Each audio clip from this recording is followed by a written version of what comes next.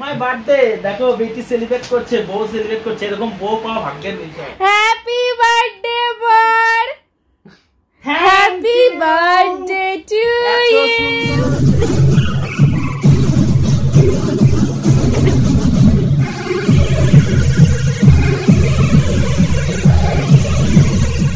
আমি ঠিক এগুলো কারণ বিশ্লেষণ করেই বলি যে মানুষ হিসেবে গিনির বাবা খুবই মজার মানুষ। জীবনটা পুরো কমিক্সে ভরা, ট্র্যাজেডির ছোঁয়া মাত্র নেই।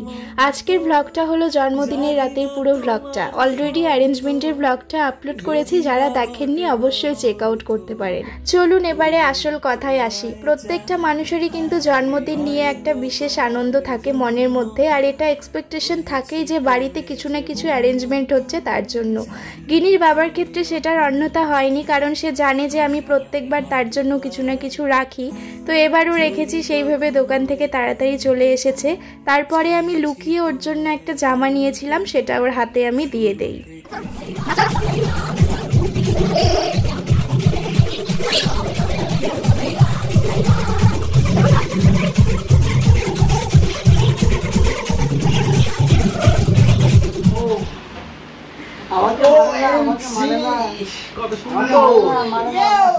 আশা করি গিনির বাবাকে দেখে বুঝতে পারছেন যে ঠিক কতটা খুশি, মন খুলে আনন্দ করছে। মানে সচরাচর ওকে এইভাবে মজা করতে দেখা যায় না। আর প্রচুর প্রশংসা করছিল নিজের জীবন নিয়ে, নিজের জীবনে মানে যা যা পেয়েছে অ্যাটসেট্রা অ্যাটসেট্রা তাদের বিষয়ে। তো এতটা ভেঙে চুরে আর বললাম না কিছু। এরপরে আমি একটু তৈরি হয়ে যাই, তারপরে একটু সেলিব্রেশন হয়। তবে সেলিব্রেশনের আগে গিনির বাবা আবার অসম্ভব সুন্দরভাবে নাচ শুরু করে। আমি নিজেও বলতে পারবো না এটা কেমন নাচ, আপনারা একটু কমেন্টে লিখে জানাবেন এই নাচের নাম জানলে। তবে হ্যাঁ, দেখতে ভীষণ ভালো লাগছিল, আর আমার খুব গ্ল্যাড ফিল হচ্ছিল যে এর জন্য সামান্য একটু কিছু করলাম, আর সেটা দেখে পাগলের মতো এত খুশি হয়ে গেল ছেলেটা।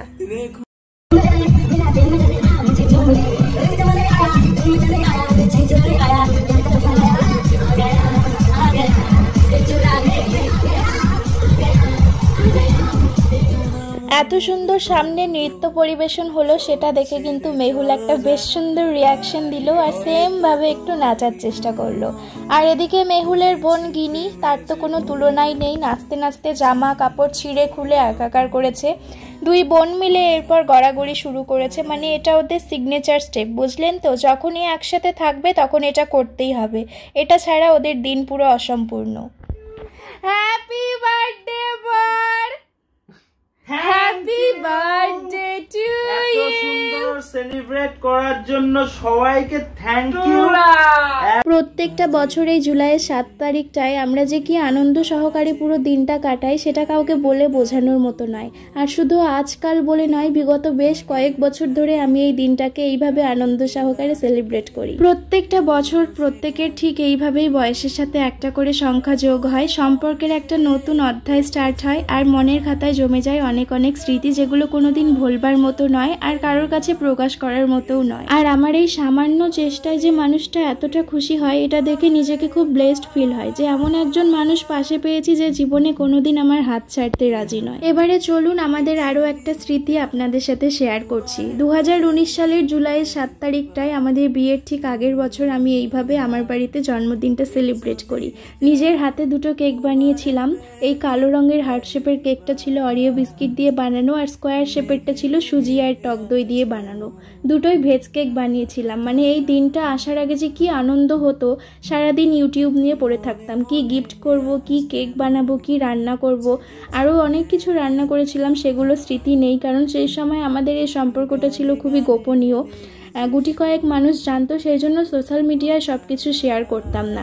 তবে আজ যখন এটা দেখলাম আজ শেয়ার করতে বাধা বিপত্তি নেই, তাই আজ আপনাদেরকে দেখিয়ে দিলাম। প্রত্যেকটা বছর এই দিনটা আসার মোটামুটি 2-3 মাস আগে থেকে আমি ভীষণভাবে সেভিংস করা স্টার্ট করি, কারণ আপনারা সবাই জানেন যে আমার এখনও কোনো ইনকাম সোর্স সেভাবে তৈরি হয়নি, তাই আমার একটু সেভিংস করাটা খুব ইম্পর্টেন্ট হয়ে যায় এক্ষেত্রে। বিয়ের আগে তো টিউশন পড়ানোর টাকা বা অন্যান্য কিছু পকেট মানি, মায়ের কাছ থেকে নেওয়া টাকা, এসব দিয়ে হয়ে যেত। হতো। তবে বিয়ের পরে আমি এখনও ছোট বাচ্চা নিয়ে টিউশন পড়ানোটা স্টার্ট করিনি, সেই জন্য একটু প্রবলেম হয়। তবে সবটাই কিন্তু গিন্নির বাবার পকেট থেকেই আসে। ও সেটা রীতিমতো বুঝতেও পারে যে আমার জন্যই কিছু প্ল্যান হচ্ছে। তবে অ্যাট লাস্ট শেষ পর্যায়ে এসে কিন্তু ও খুব একটা প্রিটেন্ড করতে পারে যে হ্যাঁ ও বিশাল বড় সারপ্রাইজ হয়েছে বা এই বিষয়ে কোনো নলেজ ছিল না। তবে যাই হোক, আমি যাতে খুশি হই সেই জন্যই এমনটা করে, এটা আমি বুঝতে পারি। আর আমার ভালোবাসার মানুষটা আমার মন রাখার জন্য যে এতটা প্রিটেন্ড করে, এর জন্য আমি কিন্তু নিজেকে খুব লাকি ফিল করি। Once again happy birthday to you. তোমার জন্মদিনটা সারা জীবন আমি এভাবেই পালন করতে চাই।